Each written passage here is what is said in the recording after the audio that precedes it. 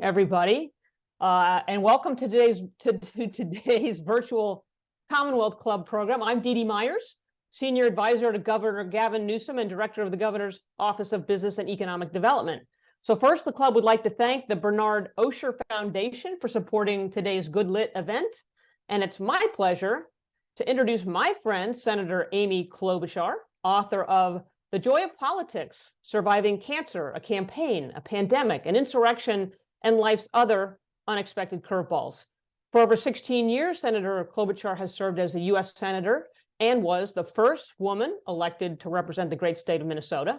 Her new book, The Joy of Politics, is a candid look at some of the personal difficulties that she and her family have faced, along with the unprecedented challenges and political turmoil that's threatening the state of the American democracy. So before we get started, I just want to let you know, if you have questions for Senator Klobuchar, please submit them in the YouTube chat, and we'll get them into the program a little bit later. So with that, let me say, Amy, welcome back to the Commonwealth Club. And so excited to see you and to talk about your new book. Well, thanks, Dee Dee. I'm thinking back to many, many years ago when I was actually in LA with you, and you moderated one of my first books, Senator Next Door. That was exciting. And here we are again. I don't think that this kind of virtual book discussion existed back then in this forum. So great to be on. I'm excited to talk about the book, and it's great to have so many interested people with the Commonwealth Club. And thank you for supporting authors all over the country.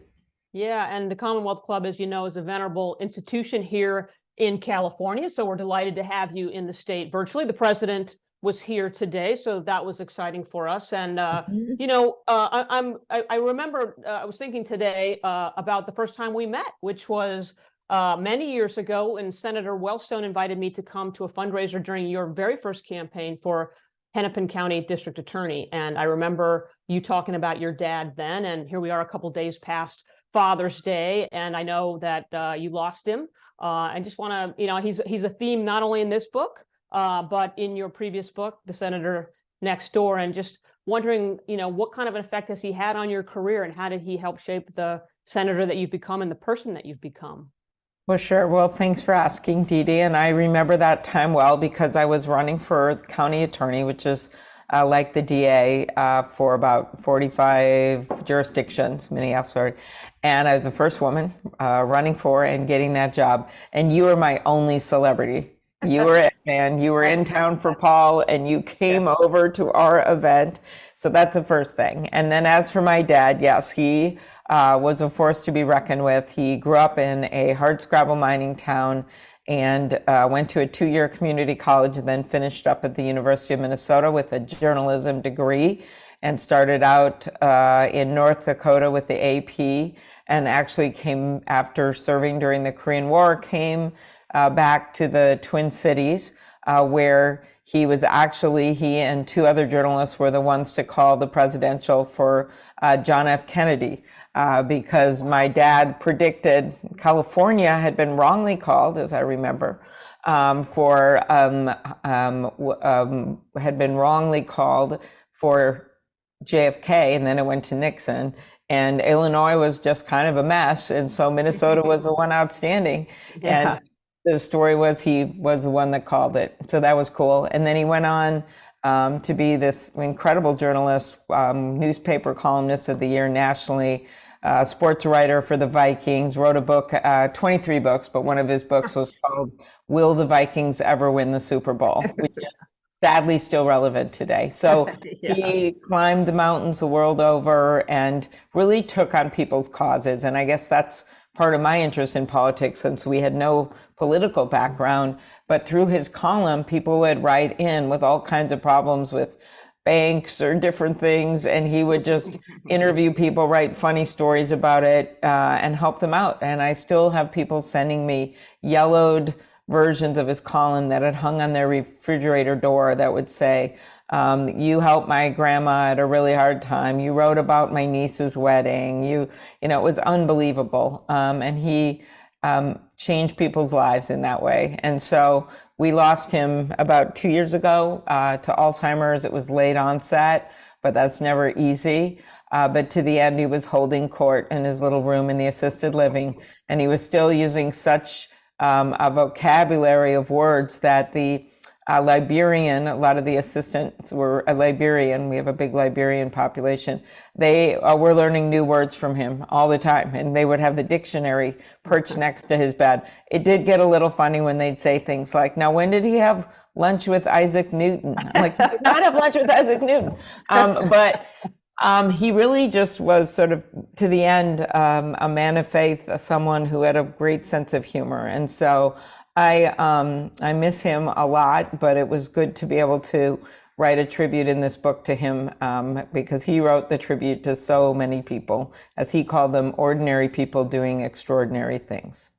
Amazing. And what a legacy he has now in you, Senator. So just nice to honor him in the Father's Day week. We're also, speaking of this week, I'm going to ask you a few questions about kind of, the current events, or what's happening in the world, and then I mostly want to talk about the book. But this week is, speaking of anniversary weeks, it is the anniversary of the Dobbs decision, the Supreme Court's misdecided decision to overturn Roe versus Wade. And I just wonder what your perspective is on that. How has it upended the political landscape? Is there any path forward through congressional action? And how do we deal with the Supreme Court as it is? No, I think for many of us that serve on the Judiciary Committee, you'll remember my questioning of several of the nominees. People didn't really believe this could happen. I did, because I asked all the nominees about it, including the last one, Amy Coney Barrett, who said that Roe wasn't super precedent when I asked her. And so that was part of the reason why we were so opposed to them, that many of us could see this coming. And when it happened, I think people were shocked. Over, 50 years, nearly 50 years of precedent out the door, patchwork of laws in states, horrible stories like the one of the little girl in Ohio that no one could believe was raped and actually had to go to Indiana for an abortion, and everyone thought that story was made up. It wasn't one bit made up. Minnesota is kind of an island of freedom. We are surrounded, we're in a tough neighborhood, Wisconsin having an old law in the books despite the governor wanting to change it. Iowa, North Dakota, South Dakota. So we've had one of the women's health care clinics move over from North Dakota across the Red River to Moorhead, Minnesota. And we've continued to provide health care, and actually our state legislature and governor passed a bill just this last session to make sure we protected the rights. And what we really need to do, we all know this, is codify Roe v. Wade into law. It is an immensely right position, and also it's where the people are. Depending on how you ask it, 70-80% of people. You have surprising things happen. You asked about politics. In the middle of the prairie in Kansas, 500,000 people show up on the side of choice to vote against a very badly written referendum. My favorite thing after that vote was Alexandra Petri, who's a humorist for the Washington Post, wrote a satire in the words of those men that had drafted it, and it said, "Oops, our bad. We were so busy trying to take away people's rights, we forgot women could vote." Or the Saturday Night Live skit set in the Middle Ages, where they said, why move forward when we nailed it back in 1223? Basically, that's been the reaction of the public, that this is moving backwards and we should be moving forward. And that's why you see so many of us pushing to codify in this anniversary, codify Roe v. Wade into law. And finally, our Democratic Party got the message right, I would say. My former colleague and friend Al Franken always used to say that Democrats would do bumper stickers, and they'd have one, and then the next one would say "to be continued" and "to be continued" and "to be continued." Ours on this one is simple. Women should have the right to make their own healthcare decisions, not politicians. And if I added one more bumper sticker, it would be, "and Ted Cruz should not be sitting in the waiting room."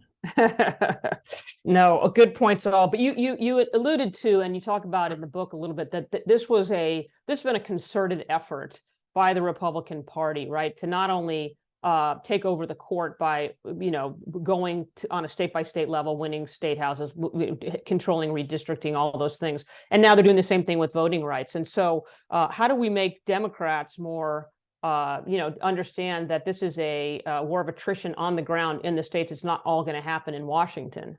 I think we saw signs that they did get that very much in the midterms, which is always hard for any president's party. But instead, we added a seat to the U.S. Senate, number of governors elected or reelected in purple states, and even some red states. And so when you look at that, you realize that people did get this. And one poll I saw showed that over 30% of people voting said that democracy was their issue, number one issue. And I'm sure that was a bunch of independents, whether it was the madman, deranged man with a hammer bludgeoning Speaker Pelosi's husband after reading a bunch of bad stuff on the internet about her, or whether it was the voter suppression laws or limiting voting and to try to not allow voting on Saturdays in Georgia, or whether it was the shadow of Donald Trump hanging over that election. People still responded big time because they believe in our democracy. They don't want it to go down the sewer, and they're going to stand up and protect it because they're patriots. The freedom issue on choice was, again, a big issue. People believe in that. It's not hard to see what side the two parties are on when it comes to that, whether you're a Democrat or a moderate Republican. And then finally, the economy mattered, and it still will, and it still does. And as we've come out of this pandemic better than a lot of other nations, I think you're going to continue to see a focus on results and getting things done for people. Yeah.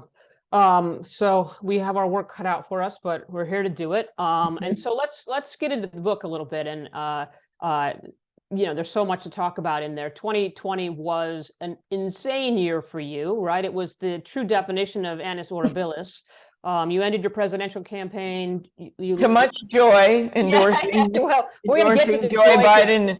I think it was the happiest beginning in the snow, happiest end endorsing Joe Biden in that hot room in Texas. It was a big place, but a lot of great things happened in between. Your last live event or one of them, right, pre-pandemic, but there was so much packed in between those two bookends, right? The snowy announcement and the obviously the good outcome to the campaign. But your husband got COVID, nearly died. You were diagnosed with breast cancer, as we've already talked about. Your dad. Insurrectionists tried to overthrow the government. So you said you wanted to make something good come out of all that bad, but that's a boatload of trouble. It's a boatload of trouble. So I thought, who better write this than me about the joy of politics? Because, we have a lot of things that have gone wrong. Everyone lived through hell during that pandemic. Moms, balancing their toddlers on their knees and their laptops on their desks. You've got kids that were really held back in terms of some of their progress at school because of the obvious. You had seniors, sadly, who were most susceptible to dying from this disease. People literally lost their elders. So it was a really hard time.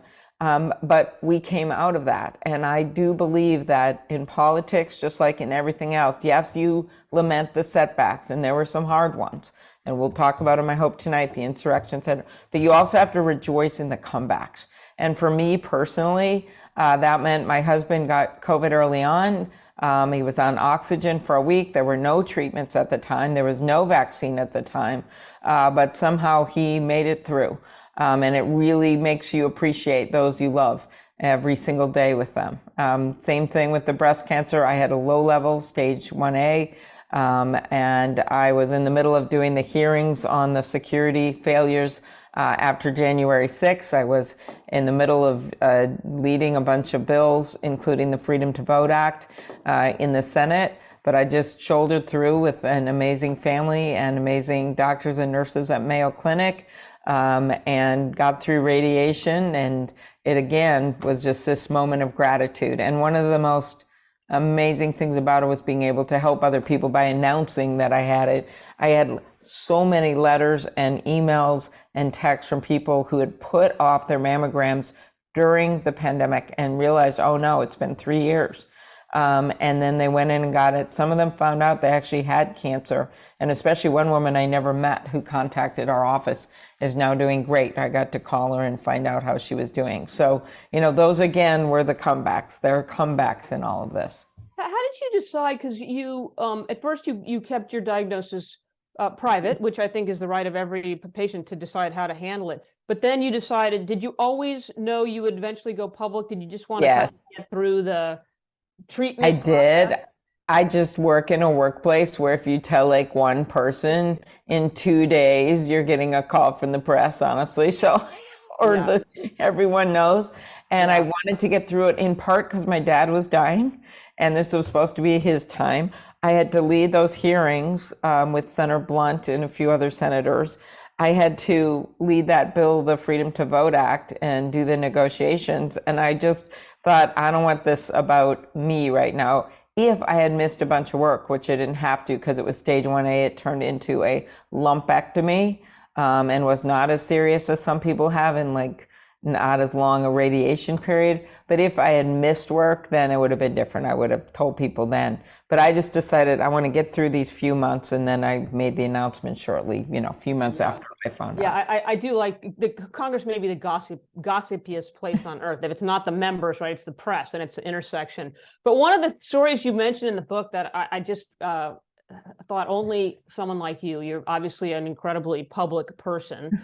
So there you are being wheeled into surgery. You're lying strapped down on a gurney, and one of your constituents comes up and lobbies you about about Burma, which is a very meritorious topic. They've had, of course, huge problems there, but I was in the hospital gown. You know how they take your cell phone away when you're going to go in surgery. I had no one with me. I was laying there trying to be like Zen, like target on my breast, literally. Okay. So I'm just, so they get the right one and everything. So, and also you don't know if it's going to be a mastectomy or not till you're done. You give permission for them to do it just in case it's worse. So I'm laying there just kind of, okay, so bad. And this woman comes up and she's like, hey, Amy, I hope you don't mind if I talk to you about Burma. I go, not at all. And she went on about how hard it was. And so I go, okay, I really want to help, but I really don't have my phone right now to call anyone. And I said, so I'll get on it when I get out of the surgery. And while most people count sheep, or do something when they're, being put under anesthesia, I was like saying literally to myself, don't forget Burma. Don't forget Burma. And hours later, I wake up, my husband's there. The first thing I ask him, was it a lumpectomy or mastectomy? And he says the lumpectomy. And I go, great. And I'm feeling kind of sick for the anesthesia. And they go, oh, one more thing. Could you get my phone?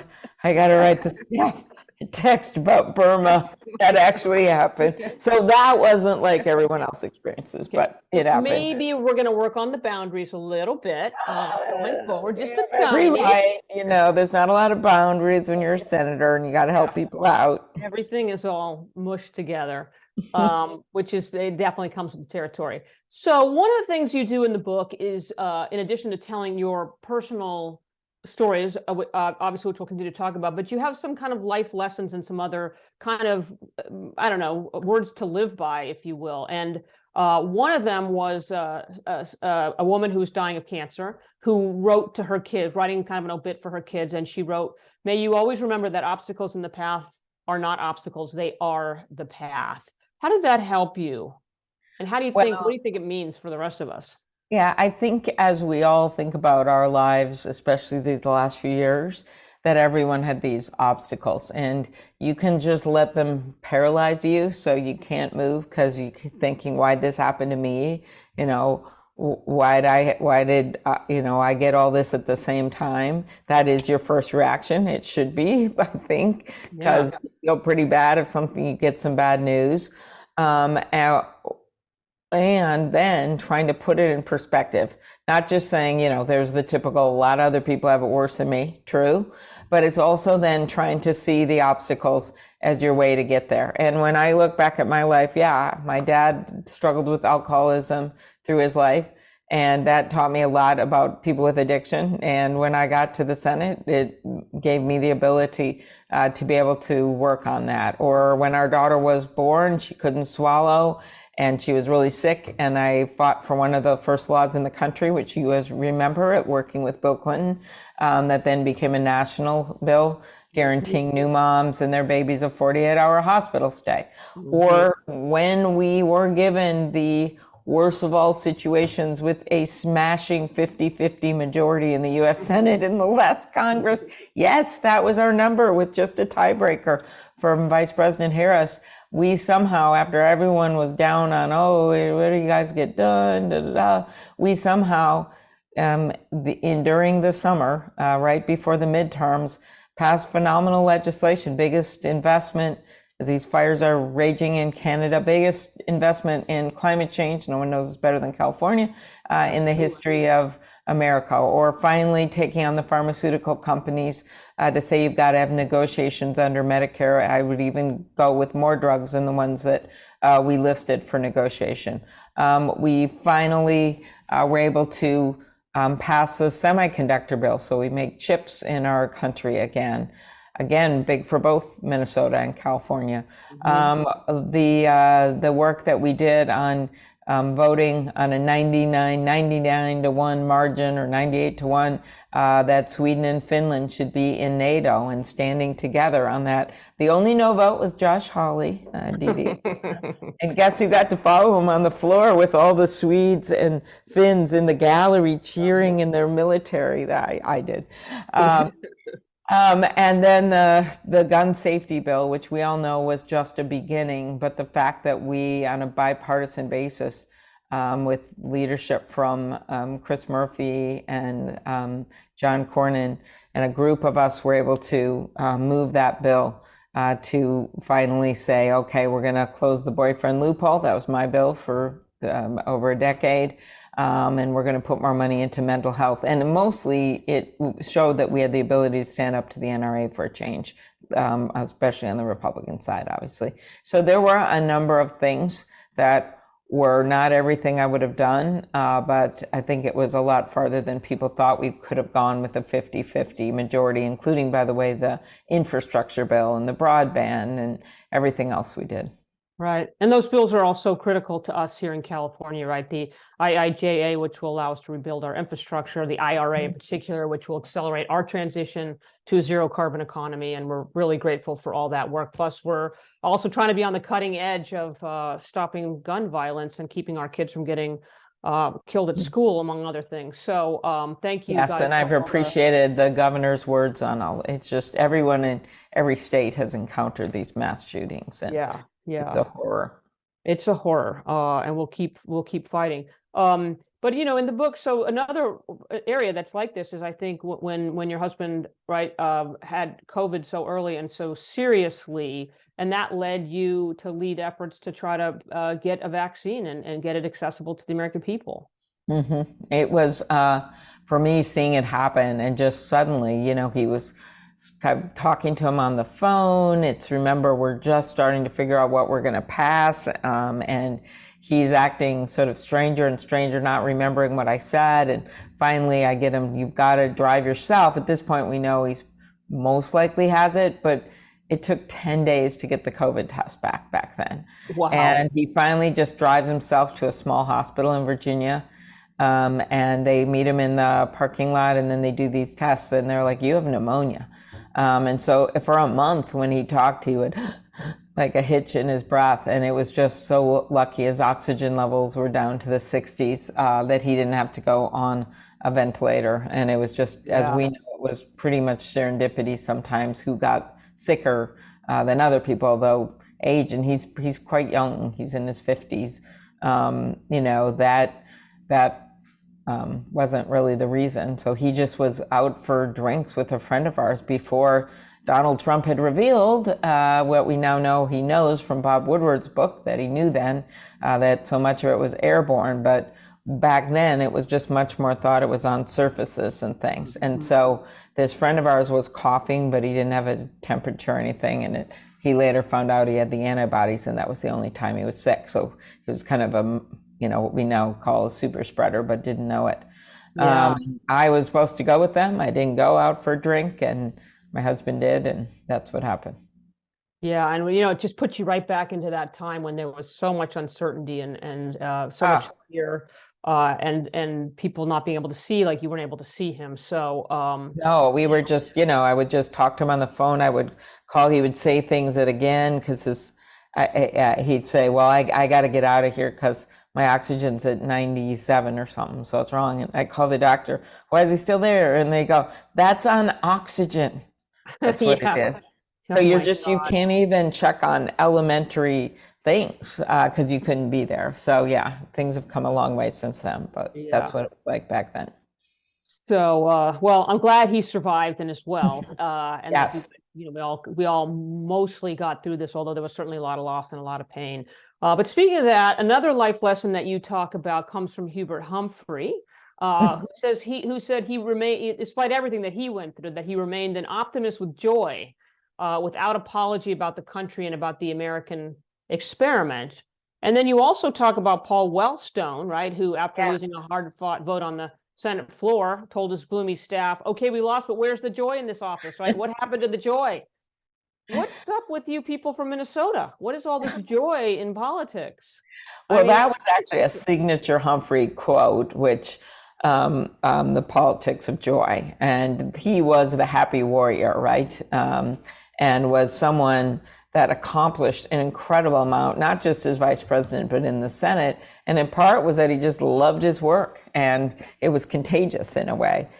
So that's where that came from. But Paul's story, yeah, that was pretty funny. Paul was like poking fun of himself because as he was someone else that loved the job and had friends with people like Orrin Hatch that you wouldn't believe, but was just always loved the political process and just taking on the fights. But there was something about it where he also did it with a smile on his face often. And so the story was he went down to the Senate and the Senate floor. There was some amendment he was trying to get done. He was speaking out. There was a vote. He got blocked. It was like a big defeat. And of course, the whole office, if you've been in those office scenes, are watching it on the closed circuit, C-SPAN, maybe back then, I don't know, but the Senate TV. And he walks into the office and they're just in the Hart Building and they're just all like this because they know he's really mad. And he was, as I don't know what he was, 5'2", 5'3", 5'4", he's short, right? But he like summoned it all up and he looks out over all of them and with clearly some sarcasm because he was so mad about it. He's like, where's the joy in this? What is wrong with all of you? So I think the message was, we go on to the next fight. And yeah. Clearly a lot of my stories in here about things like that bill I had on closing the boyfriend loophole. Or, the big work way back that Dingell did, right, on the trying to get health care and the Affordable Care Act. And then you finally get that done after years and years of trying. You get things in place that maybe don't happen right away. And that's what you have to remember when you're in this game, because it's not all going to happen at once. You come back, something changes, the public's more with you, you're the one that was out front, maybe you have some battle wounds because of that, but there is merit in leading and being the first one there and doing it with joy. Yeah, and then sticking with it, right? Because the obstacles are the path. Right. So let's move on to the 2020 campaign. There were you were among several women who were in the race. Record number of women running for president, which was an accomplishment in itself. But you said you faced a hurricane-sized headwind. What was that headwind? Wasn't just me. Elizabeth, Kamala. Right. We all faced it. And that is that. And the polls backed us up on this. People thought a woman couldn't beat Donald Trump. They really kind of thought that. And some of it unfairly was about Secretary Clinton's race against him, which we now know had all kinds of issues, including being the first woman and putting herself out there like that. But I think people just saw him and thought, oh, we got to win and a woman can't beat him. And so that was clearly a factor for us. Now, there were the good side is it was a record number of women running in one night or two nights. There were so many of us, they divided the first debate in Miami into two nights. I remember, but in those two nights, we doubled the number of women ever in the history of America on a presidential primary debate stage. And we showed people, and which really hadn't happened before, that you could have different views and debate on things. I remember Elizabeth and I had a number of normal debates about issues on the debate stage. You could look different, you could wear different clothes, you could come from different parts of the country and still be out there doing this. And I think that was really important for women running that moment. And then I also thought, for me, it just gave me an ability to talk about some of these issues that actually weren't getting talked about as much, rural issues, which I mentioned before, addiction, some of the issues for seniors. I was the first one out there with an infrastructure bill, which I guess Joe Biden's done a good job of getting on. And he learned from you on the trip. Oh yeah. That's exactly right. But it was an extraordinary thing to be up there and bring people along, and then use that power that I got through that, where our campaign lasted so much longer than anyone thought that it would. When I first announced in the middle of the snowstorm, which was covered like, is she really going to do this? Is like the whole stage going to collapse under snow? To go that far, to get up almost through Super Tuesday with my own decision, not anyone telling me to do it, deciding that I could have made that thing last for another month or so, and tried to get into the next debate, which I would have done. I just decided the best thing for the country, with Donald Trump looming above, with the pandemic, and even though my numbers were strong, there were people urging me to keep going, because you never know what happens in politics. I just decided that the best thing for the country, on my own terms, was to get out then. I did have a Bill Clinton thing happen, though, in New Hampshire when I came in third. I read Bill Clinton's speech from that time, because he acted like he won, even though he didn't. Comeback kid. Exactly. You know?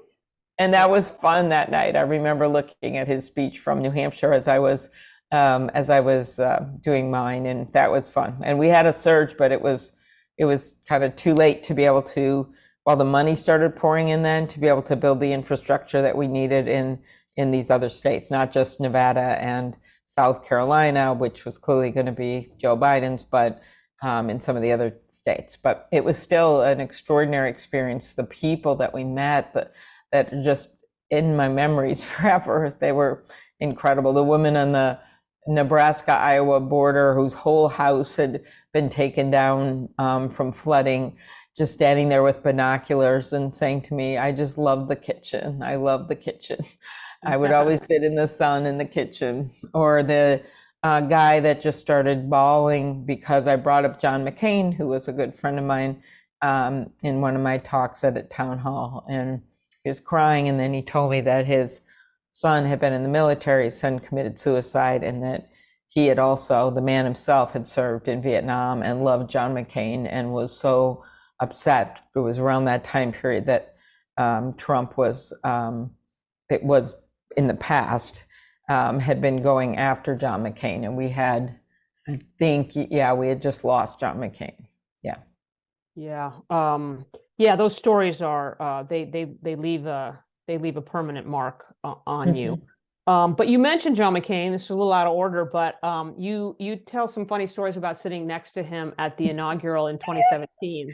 And you know, he was such a special person and so funny. Yeah, he was. People, I think, don't realize how funny he was, but he, I had this seat that I think anyone would have loved to sit in. Somehow I sat between Bernie Sanders and John McCain. And this is the Trump, we chose to sit together. This is the Trump inaugural. Of course, Bernie had run for president and then had gotten out of the right. Hillary was the nominee. McCain, of course, had run, right? Against Obama. So I'm sitting in between them, but everyone's trying to be on their best behavior, honestly, because it's a new president's inauguration. And even if you didn't support that person, you got to at least act the part here. This is a transition of power. But McCain was hilarious because he, I think, more than anyone knew exactly what we were facing, but he also knew the evil we were facing, which he had just taken me on a trip to Georgia, the country of Georgia, Ukraine, Lithuania, Latvia, and Estonia to show our neighbors and how prescient he was that we were standing with them. So here we are, and people start filing onto the stage, and McCain turns to me and whispers, this inauguration setting a record. And I go, what record? I don't know. I thought it was something. He goes, most money ever spent on plastic surgery on an inaugural stage. Okay, that's true story. Then he, when it got dark, and it got dark fast, McCain started listing dictators like Mussolini, and as words from Trump's speech resonated, and he listed them with the words, and I never wrote down what they were, but he would actually list a Mussolini speech, blah, blah, blah, with the year, and Huey Long, those are the only two I remember, blah, blah, blah, with the year, people that would use their power in ways that he didn't agree with. And said things that he didn't agree with. And so that was something I wanted. And then I remember Bernie and John and I were just speechless when we left, and a reporter saw us and said, what do you have? And we were all ready to be like, well, but we just couldn't say anything because it set the tone for then what happened the next day when he went in front of that CIA wall. That's when I knew like there wasn't some silver lining here, of all those agents that had been killed in the line of duty who were nameless with just stars on the wall, and gave a political speech and talked about his crowd size at the inauguration. That happened. It's been lost to history, but not lost to me, because it was the same day as the Women's March. And I remember coming in from the streets, and where it had been kind of this, joyous, exuberant thing with all these women talking about protecting their rights, and then you came in and you saw that scene on the TV on a split screen with the Women's March, and it kind of summed up what our next 4 years were going to be like. Yeah, and the answer was brutal, right? In hindsight. Clearly, we talked about a couple people I know you admire, Senator McCain, Senator Humphrey. This is a question from one of our viewers. What is the best piece of professional advice that you've received, and who was it from? Well, I think it was probably my mom, who was a teacher, and she taught second grade until she was 70 years old. She had 25 second graders, and I don't know if I call it advice, but her passion was just serving and enjoying it while she did it. Man, she loved her job, and she would like dress up as a monarch butterfly when she did the unit on butterflies and Metamorphosis and all of this. So that was pretty good. Then I'd say the other advice that was more on the political side that I got later was basically as a woman candidate, and this is from we had one woman in Congress before Betty McCollum, and before that we had a woman in Congress who actually named Koya Knudsen, who had a pretty good career. She was from a rural area. It was in the 40s, and her career ended when her husband got drunk with her political opponents, and they got him to write a letter to the newspaper that said, Koya, come home. I need you to clean the house. And then she lost her next election. That was our rich history, right? So the only other woman in a executive position at the time was the lieutenant governor, and then the secretary of state, a woman named Joan Grow. So she would give me a lot of good advice. Well, told me to get new shoes, that kind of stuff. Velcro rollers, all kinds of like this. One time, new bra, she actually did that. Okay, but she also would tell me to just deal with the criticism that it's going to happen. And it, of course, has only gotten worse with the social media platforms and the like, that you just have to deal with it. And that is the advice I have passed on to other women, because a lot of times women think that they can't run because they don't know enough. One of the stories I relate in the book is a legislator recruiting people to run in a seat and went to a really qualified woman. She says, no, trade's really big in my issue. I don't know a thing about her. I shouldn't run. She goes to a less qualified man. The man says, sure, yeah. Oh yeah, I know trade's a big issue, but I own like, I don't know what it was, it was like a Volvo or something. It's got some American parts. I can deal with trade. I get the nuances. Yeah. So the point of it is, I think women especially set these higher standards for themselves when they're going to run. And I think that's gotten better over the years, but that is clearly, and when I first ran for Senate, I relate some of these stories. It was unbelievable, the things. My opponent's campaign manager called me Miss Congeniality, and which is kind of funny in light of later. Right. But he was like, that was just perfectly fine to have him say those kinds of things. Or I remember speaking to a group of retired steelworkers in northern Minnesota, where my dad was from, the iron ore mine region called the Iron Range. And this woman stood up, Rose Bradovich, and she goes, well, I got to say, in all my years voting, I have never voted for a woman. I think they should be home with their kids. But in your case, I'm making an exception.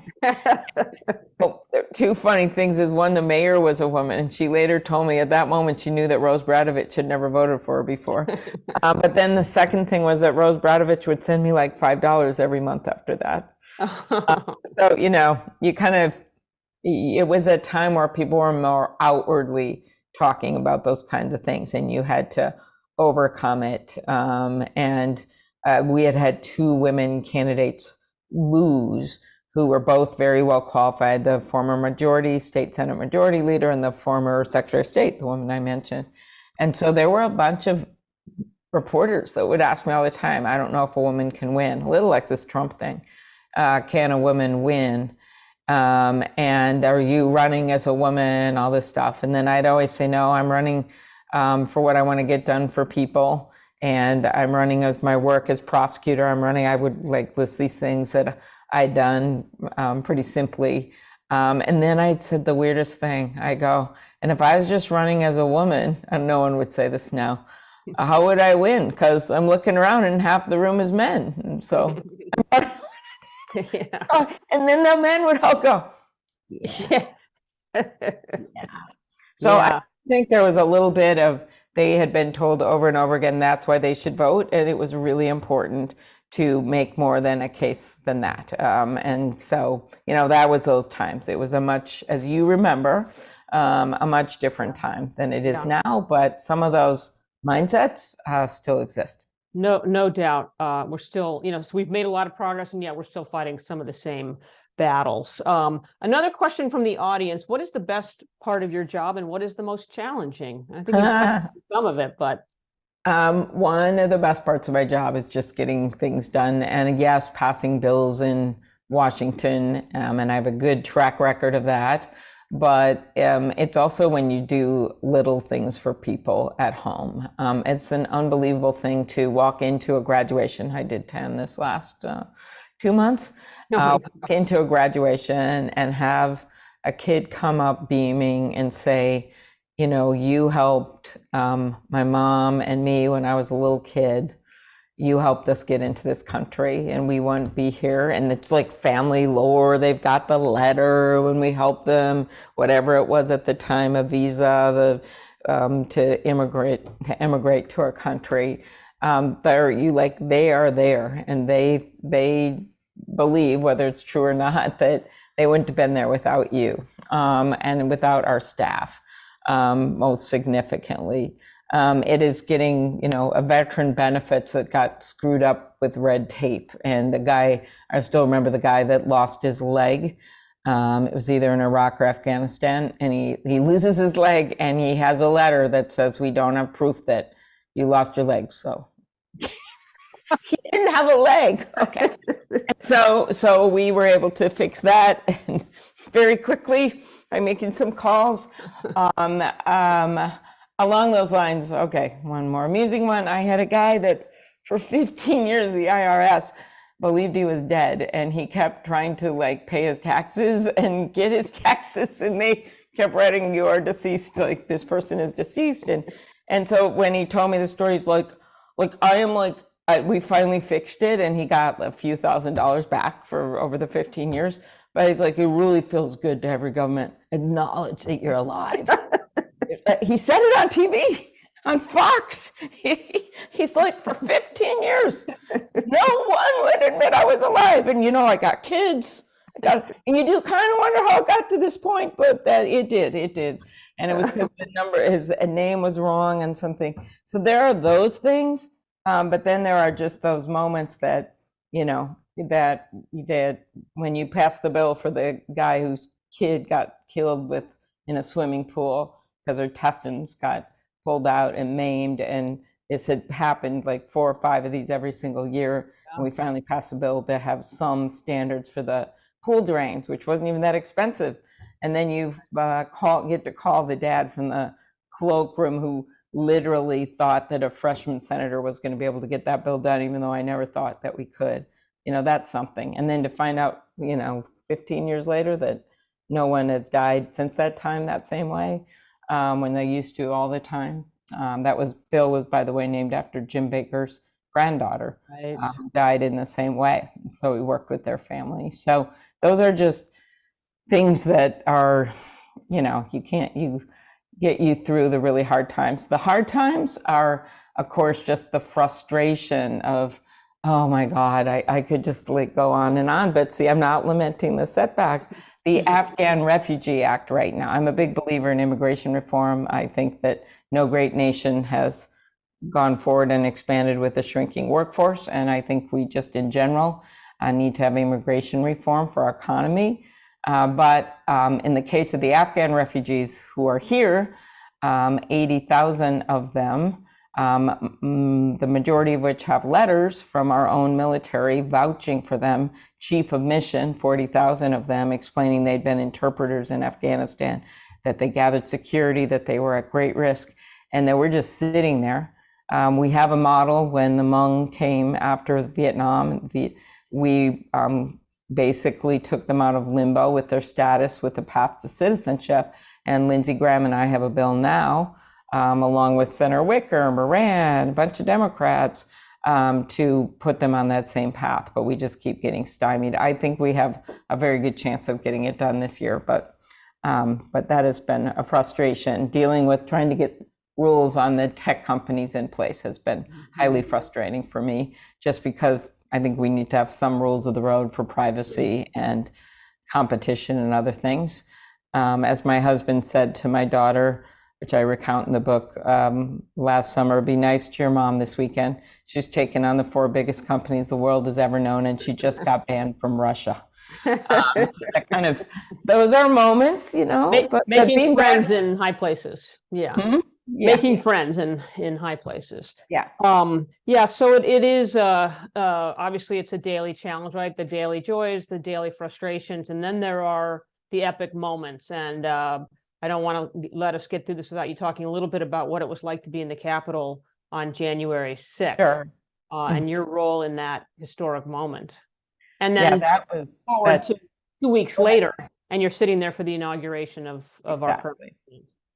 Well, that day started with pomp and circumstance. Senator Blunt and I run the Rules Committee. He just retired, but it was our job to make sure that we counted the ballots, and then we were in charge of the inauguration. And we led that parade of senators with the 3 pairs of young women with the mahogany boxes containing all the electoral ballots. And 14 hours later, with the Capitol in shambles, with the citadel of our very democracy attacked, we made that same walk, but this time everyone had gone home in the Senate except for me and Roy and then Vice President Pence. And there were these 3 pairs, the same 3 pairs of young women with those boxes, with the last of the electoral ballots up to Wyoming. And we made that walk over the broken glass this time and spray painted pillars. And we said democracy would prevail, and it did. And 2 weeks later, there was a lot of people who wanted to put that inauguration in a bunker, including a bunch of senators. And Roy and I, and most importantly, then President-elect Biden, did not feel that way. We felt it was important to take back that platform that they had invaded. And those weren't real windows behind us. They were plastic. Those weren't pillars of marble. They were painted white because they'd spray painted them. But we were up there under that beautiful blue sky. And two lasting memories was Lady Gaga. Okay, we wore the same dress, and I had to go home. But Lady Gaga standing there robustly singing the Star Spangled Banner and motioning to the flag and singing, and our flag was still there. And then the beautiful poet Amanda Gorman, 22, youngest inaugural poet ever, composing her poem in the 2 weeks in between the inauguration and the insurrection, and standing there basically wiser than the rest of us and saying we must find light in the never-ending shade. And, you know, it was just this moment that you really can't recreate, and everyone with their, the blue sky. I remember when Garth Brooks actually filled in for someone else who will go unnamed because the person decided not to come. And so with 3 days notice. And so Roy and I didn't even know what song he was going to sing. And he sang Amazing Grace. And while it was a religious moment, I also was looking up the sky thinking of all the senators who were bugging me to take down the inauguration, thinking, there are no drones coming from that sky. But it was, again, this moment of joy. And while, you know, maybe I thought a Pollyannish, oh, this is done now, and yet we had voter suppression laws introduced the next week, we still have to remember that democracy prevailed and the people prevailed. Yeah, and I guess that's what gives you optimism, Senator, and gives you joy as you go forward. You know, we're now entering, I saw today for the first time a President Biden television commercial. It was by a committee, but we are entering into election season. We have a lot of work ahead of us. And so one of the questions from our audience is, what can Democrats do to improve messaging? Mm-hmm. Well, I gave you the example of on the abortion fight. I think we actually got it down simply, what we were talking about there, that women should have the right to make their own decisions about their health care. And I think that we have so many results. We're in a results-oriented business. So a lot of this is just to make the case that we stand with people, and we've got the proof points to show it. So it doesn't mean that you list a laundry list of bills. It's just that you say, hey, we're in a better place right now, and you're in a better place, and this is what I want to do to fight for you. And you got to make it really clear. I think the economic piece of this is more important than people think. I think bringing down costs for people, where the pharmaceutical bill is so important, going to be a lot of the theme of what's on people's minds. But then freedom's also on the ballot, and democracy. And I think we learned a lot in the shadow of Donald Trump, if not on the ballot, is going to be looming above. We've got the midterms as a guide to where people were. And then you just have to organize and get people out to the polls and voting early and doing everything that is so important in campaign. So I don't bemoan the messages as much, only because I visit all 87 counties in my state. I just did 4 more near the Canadian border, and whether people are Democrats or Republicans, they want someone that will look them in the eye and tell them the truth and fight for them. That's what they care about. And I know that you will keep fighting. There's so much more that we could talk about, and we certainly didn't get to all the questions in the chat. You did touch on a lot of them in your answers, so thank you for that. Thank you for the book, Senator. It's really a fun read. It's a first draft of history, as we say, as the best books are, memoirs are. And I'm sure people will be reading it and reading about those historic moments for years to come. And we'll see what happens as we go forward in this election cycle. So thank you again for being here. Thank you for writing the book. Thank you for fighting the good fight. I encourage everybody to pick up a copy of Senator Klobuchar's book at your local bookstore. Let's all support our local bookstores.